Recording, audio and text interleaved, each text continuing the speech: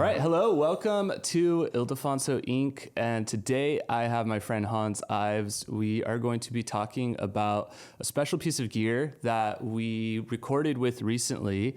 And I've been telling Hanz I want to do something where we kind of break down some of our friends' gear, and Hanz has so much cool stuff. So this guitar caught my eye. I thought it would be a fun one to talk about. So Hanz, why don't you tell us about the guitar and the name of the guitar, and then we'll kind of dive in from there.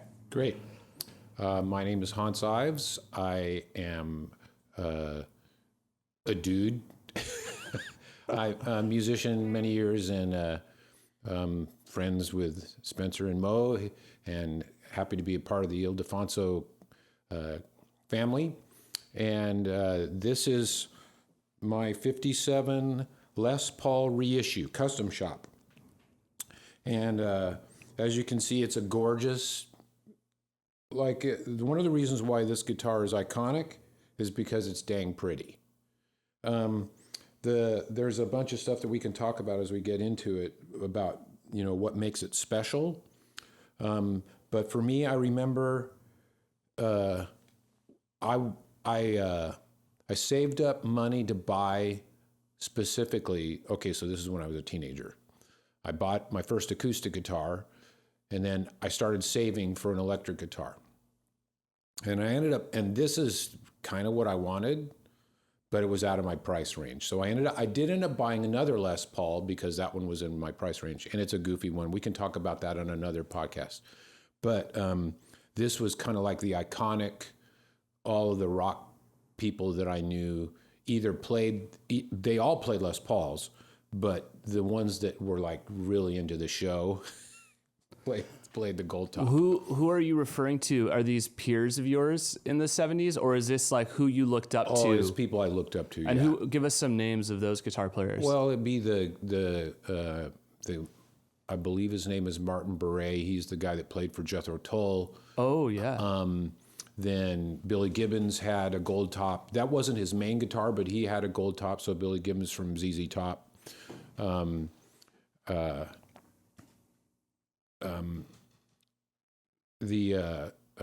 Jimmy Page had multiple Les Pauls, and gold top was one of them. And guys like that. Just people that were, guitar. They were on the cover of all the magazines, and quite often they were on the cover with these guitars. Yeah. When you play this guitar, what kind of riffs come out of you? Like, what does this guitar want to play? Like, go ahead and just show us where your hands go.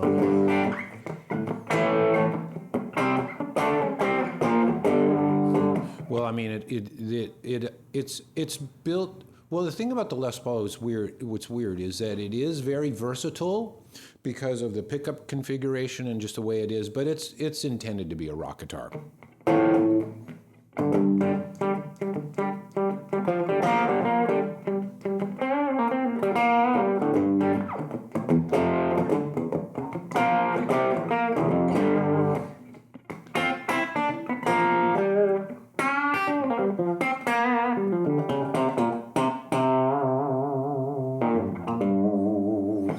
Stuff like that. Yeah, so it's very kind of like your hands are almost drawn to like power chords. Oh yeah, for sure. And kind of like more primal sounding voicings. And yeah. Does that have something to do with the gain? Like I think of like the type of gain that comes from a Gibson Les Paul. It's almost like pure until it gets really dirty, or it's how would you describe the gain staging of it? And because right now, if you're curious, we're running it through my Supro, and we just have a AC booster cranked as low as possible, and the amp is cranked pretty much at like 75%. Yeah. And we could probably get a lot more breakup out of that amp with that guitar if we really took everything off and just went for it, but our ears would be gone. So yeah. I'll do some tape emulation to kind of get us there. But as far as like the gain staging, how would you describe it? Well, not all Les Pauls are the same. This particular model, so this is a reissue of the 75 Les Paul, 57 Les Paul. And we can talk, and it'd probably be a good idea to talk about the reissue thing and that issue. But these pickups are, this particular model of guitar, these pickups are extraordinarily hot. So at 10, they're already kind of exploding the front end of an amp. That's even before you start turning the amp up. And so as soon as you start turning the amp up and the power tubes start really engaging, then this guitar, it is hitting it really hard right from the get-go. So that creates automatically instant compression from the amp, because the amp's going to kind of like sag underneath that pressure right from the get-go, which is one of the beauties of the guitar and of these pickups. These are they're Gibson Les Paul humbuckers. These are PAF, so that means patent applied for pickups. And that particular model of humbucker was known to just be like really rowdy, and that's why people chose it. Eric Clapton was another one of the very famous early players. Although he's more famous for being a Fender guy, but the early Cream record, I think that first Cream record is him playing a Les Paul, not a Gold Top, but a Les Paul. Same, it was like a 57 or 58. It'd probably be similar pickups, and he's attributed as being the first guy to just Les Paul into a Marshall turned up to 10, which is super creamy, great distortion, lots of resonance and overtones, saturation just from the amp itself, and definitely do not get in the room when that's happening if you want to have any ears later. Yeah, exactly. But that is part of the beauty of the guitar, is that it's rowdy. Yeah, totally. Okay, sweet. And then, so as far as the guitar goes, then we were talking about the heaviness of it. Yes. That's a factor, right? Yeah, which is interesting because there are other models of Gold Top Les Pauls. In fact, the earlier, so this is 57, there's some that are a couple years earlier that would have they wouldn't have the humbuckers, they'd have P90s in them. And those guitars are easily 4 pounds lighter than this guitar. If I'm guessing, I bet this guitar is somewhere in the 13-pound range. Wow. Give or take a little bit. Whereas those guitars are going to be in the 6 to 8 pound range. Okay, so one of the things that is cool about that is it gives it lots of mass. And if you were to mic this guitar up, in fact, I could play it right now. I mean, I could turn the amp all the way off, and you'd hear the guitar really resonate in the room. And which is, by the way, when you're looking at purchasing guitars, if you ever want to know how good your guitar is, just play it not plugged in, and it'll tell you a lot about the guitar in and of itself. I learned that the first person I ever heard tell me that was a guy named Sean Tubbs, who's a brilliant guitar player. But the mass helps it for sustain.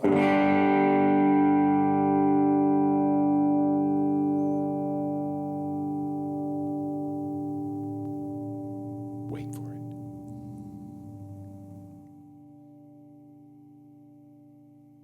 I mean, that's a lot, and it's still going. So the cool thing about that sustain is, in the recording world,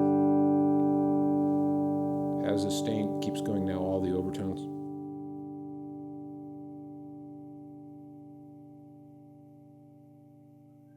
That stuff up there, it's pretty cool. Yeah, so that mass helps a lot, but it's not great on the back.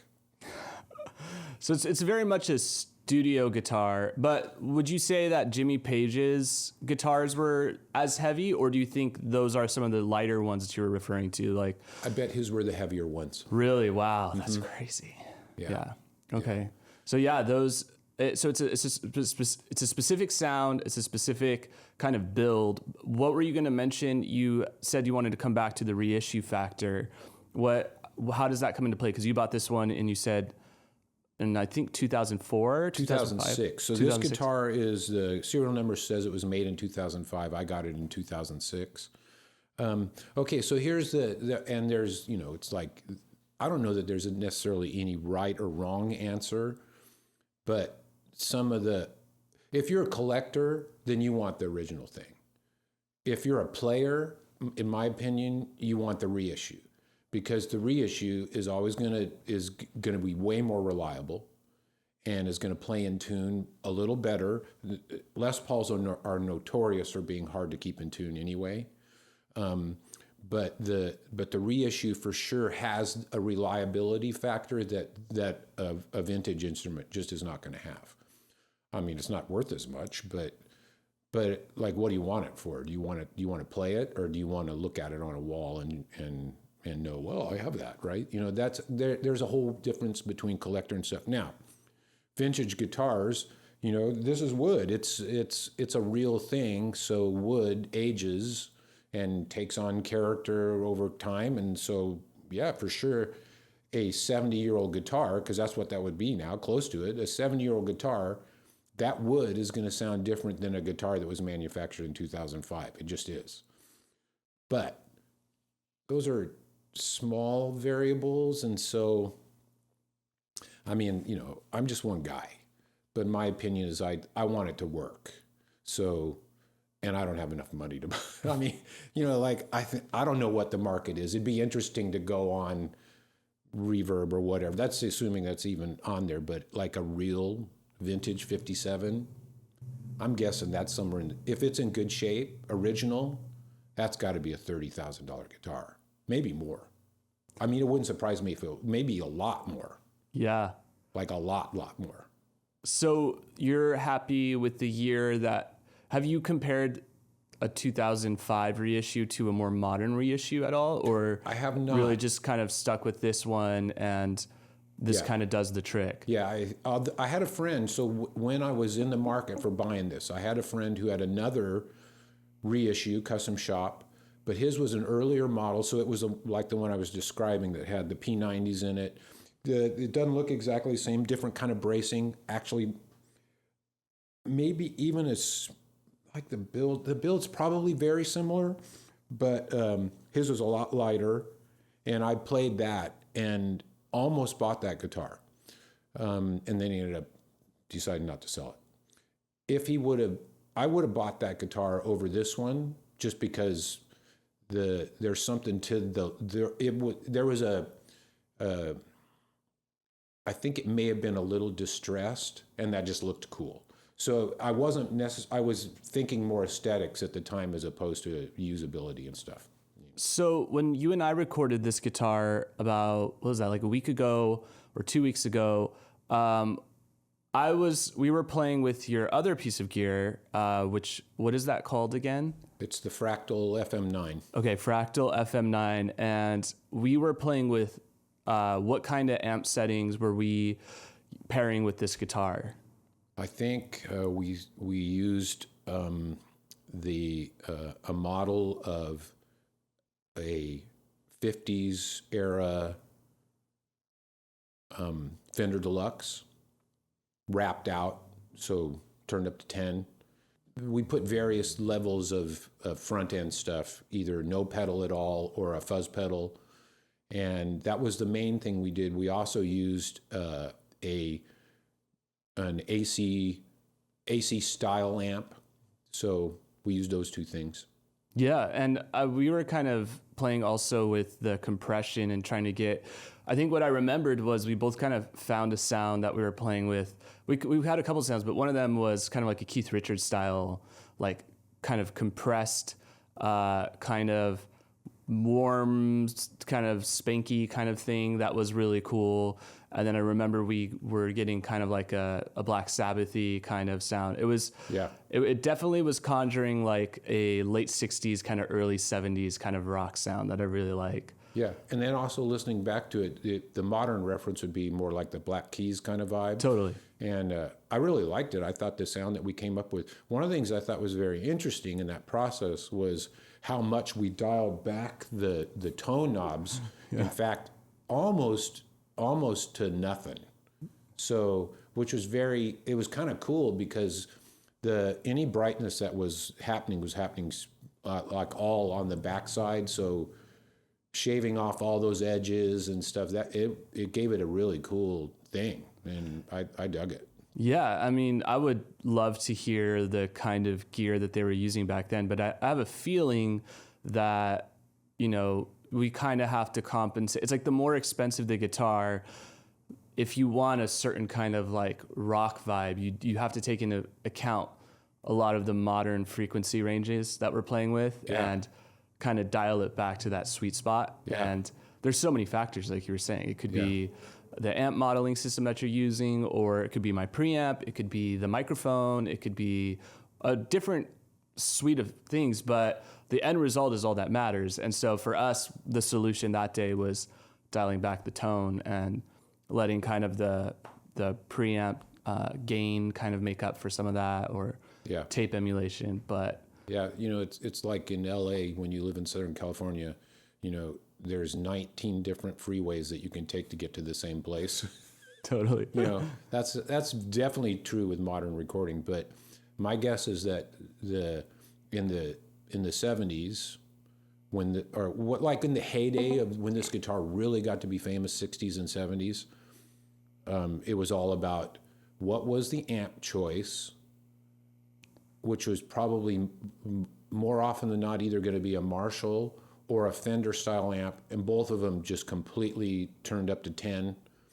And so the guitar exploding the amp, and then I don't know how those engineers were doing what they were doing, but it was then getting mic placement in the room, because I like all those famous Black Sabbath records and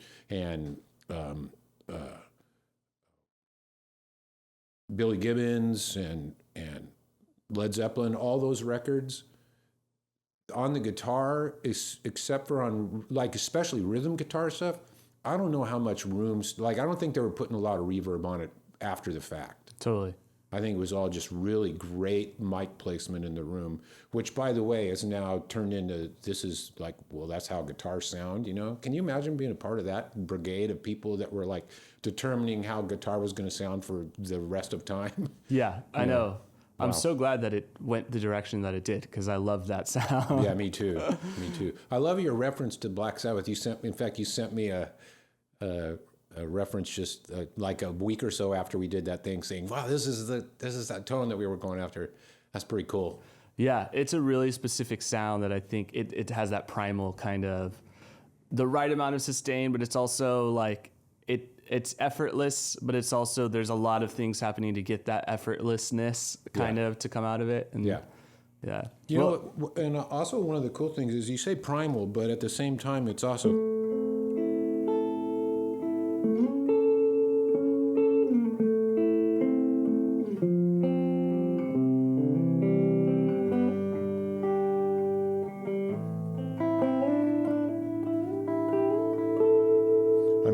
it can get really sweet too.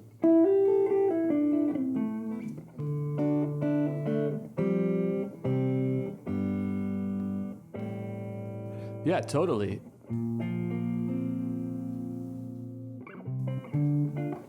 Yeah, it's kind of has that like Les Paul roots, obviously, right? So that like jazz, rockabilly, kind of all of those genres are just as applicable. Yeah. If you like, I'd imagine like that with like a Echoplex or like a Slapback could really create some cool kind of glacier tones. Yeah. That those early Les Paul, like Les Paul himself, all that stuff did have that little bit of slap thing on it. Yeah. Sounded pretty cool. He was a pretty good guitar player. Yeah, absolutely. I mean, thus the name on the guitar. Well, thank you so much for chatting and showing this piece of gear. We have more guitars and more stuff we want to talk about. So yeah, this is the first one. This is the one that made the most sense for me to start with. So yeah. Well, behold the power of the mighty Les Paul. All right. Well, we will see you guys next time. Thank you so much for tuning in, and yeah, we'll see you later. Bye.